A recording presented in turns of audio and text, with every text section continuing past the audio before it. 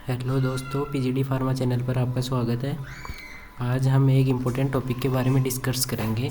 सिपाही फार्मा का एग्ज़ाम हुआ था 2025 में अभी जस्ट, तो उसके कुछ मेमोरी बेस्ड क्वेश्चन है जो आपको शेयर कर रहे हैं। What does the drug and magic remedies act 1954 define a magic remedy? तो इसका आंसर हो गया तालिस्मान, मंत्रा और चर्म क्लेमिंग मिर्केलियस हीलिंग पावर्स। दूसरा क्वेश्चन है, what is the best definition of pharmacognosy? The study of crude drug obtained from natural source like plant, animal and minerals.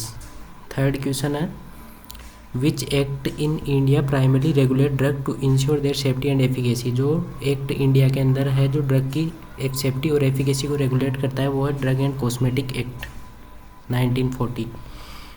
Fourth question है, which act primarily regulate pharmacy education in India? तो pharmacy education को regulate करने वाला act है pharmacy act 1948। Fifth question है, which of the following vitamin is found in abundance in shark liver oil? तो इसका answer आएगा vitamin A.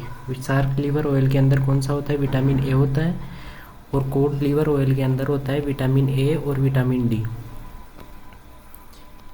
What effect does a high dose of aspirin have on methotrexate when taken together? High dose of aspirin के साथ में अगर methotrexate लिया जाता है तो मिथोट्रिक्जेट का एक्सक्रेशन डिक्रीज हो जाएगा और टॉक्सिसिटी इंक्रीज हो जाएगी।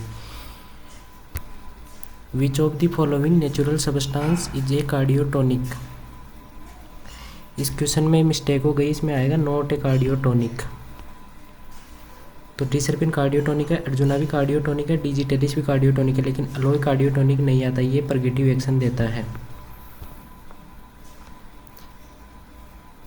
Many week can a pregnancy be terminate with the opinion of registered medical pregnancy of the MTP act? According to MTP act कितने टाइम्स तक की प्रेगनेंसी को टर्मिनेट किया जा सकता है? तो अप टू 20 वीक। इसका आंसर आएगा up to 20 week in presence of two medical practitioner की प्रजेंस के अंदर 20 वीक तक की प्रेगनेंसी को टर्मिनेट किया जा सकता है according to MTP act.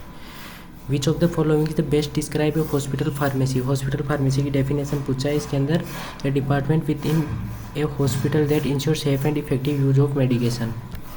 Which drug is most commonly association with causing peptic ulcer? जो कौन सी ड्रग है जो पेप्टिक अल्सर कोज करती है? तो ओमिप्राजोल तो पेप्टिक अल्सर में यूज होती है, ठीक है। एंटीबायोटिक्स भी नहीं होगा और एंटीस्टामिनिक भी नहीं होगा, ओमिप्राजोल भी नहीं होगा। तो डाइक्लोफिन NSAID होती है ना, जितनी भी NSAID की ड्रग होती है non steroidal anti inflammatory disease में, non steroidal anti inflammatory drugs जो होती है ना वो अल्सर कोज करती है, ठीक है। तो ये 10 क्वेश्चन थे, बाकी के क्वेश्चन नेक्स्ट पार्ट में डिस्कस करते हैं। Thank you.